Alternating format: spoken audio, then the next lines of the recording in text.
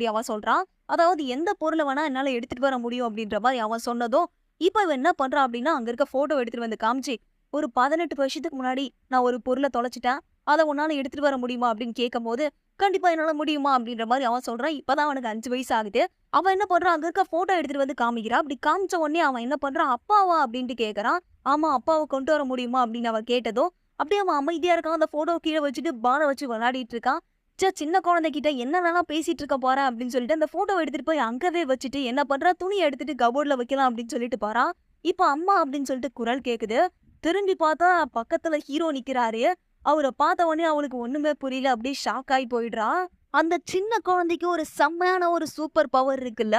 இவங்க கண்டிப்பா ஒரு வித்தியாசமான குடும்பம் தாங்க. இந்த டிராமாவும் அப்படியே முடிஞ்சு போயிடுது. ஹே காய்ஸ், இந்த டிராமாவ நீங்க ஃபுல்லா பார்த்திருப்பீங்க.